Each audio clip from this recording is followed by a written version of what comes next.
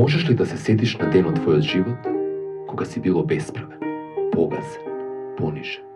Ден кога си се чувствувал како сите да те мразат. Некои луѓе имаат таков ден, секој ден. Драги слушатели, се враќаме назад во студио. Веќе го слушнавте джингл што нашиот драг колега пријател Петар Стојковиќ го снимаше во насока на кампањата што ја започнавме со Радио МОВ официјално денеска. Е животна приказна на некој. Дека некои луѓе се будат во страв и легнуваат во страв. Зошто? Само затоа што се со различна сексуална ориентација од другите. Во последните 2 години многу интензивно се работи на структурно инкорпорирање на хомофобијата од различни аспекти во општеството. Во самиот центар имаме 2 или 3 напади на активисти во последните 2 години на улица на сред Белден и уште не знам колку индивидуални случаи, во моментов не можам да кажам конкретна бројка.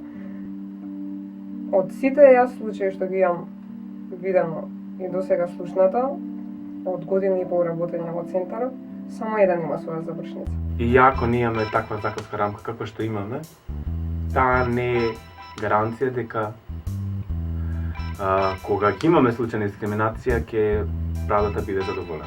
Да, законот постои од 2010 година, 2014 така. Во 4 години институциите покажа неефикасност.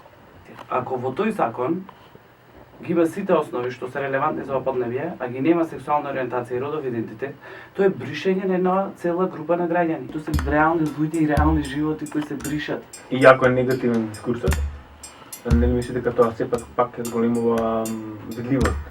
Кога разговарам со пријатели и другари, несвесно и ненамерно инсистирам на тоа аутирање, на отворање, на јавноста да знае дека не има. Но не сум сигурна дека тоа е добро, затоа што некогаш луѓето ги ставаме во ранлива состојба. Ги ставаме, а немаме ние услови да му излеземе пред свет. Значи јас сум ги поттикнала да се аутират и сега се жртвите на некакво насилство или дома или на работа, а јас немам шелтер кај да ги згрижам. Сам себе да се прифатиш не само е многу битно. Меѓутоа излагањето пред другите секогаш зависи од ситуацијата. Секогаш е избор дали човекот ќе излезе ќе каже за својата индивидуална за својата интимна работа или нема да каже. Да, можеби теоретски е попаметно да не има повеќе да се излеземе сите и да кажеме еве тука сме сите имате во својата фамилија по еден од нас. Ама од друга страна избор е. Оние луѓе кои те сакале до тогаш, кои се отворили, после кои продолжиле, секогаш ќе те сакале. Значи, ако некои врски, некои другарства, некои пријателства прекинат, после тој момент тие фактички никош не ни били пријателства. Зависи како го перцепираат. Една страна е да се перцепира како најголемото зло кое што некој може да потпадне и твојата работа е да тој човек го спасиш и го вратиш на правиот пат. Тоа не значи дека пријателството не постои, туку значи дека има неинформираност и погрешна перцепција и тука малку да се комплицираат работи. За мене фасцинантен е моментот кога си на улица и со граѓаните збораш. Со дедовците на почетокот на денот, кога ги лепеме постерите, кога разговараш реално дека ние сакаме сите да сме еднакви. Секогаш поаѓаме тој личен аспект. Тие лични приказни што ги спомнат ти многу помагаат, зашто ние сме дел од односи меѓу луѓето. Ние сме во тие односи луѓе, ние сме дел од било какви заедници, различни заедници. И да тргнеме само од себе. Што, каква промена направи ти денес?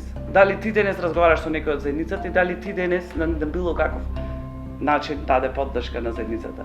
И сите ние, значи, како активисти, првен како луѓе, да делуваме во нашето обкружување. Значи, со цело знаење што го имаме, со љубовта што ја имаме, и тука да ги правиме промените.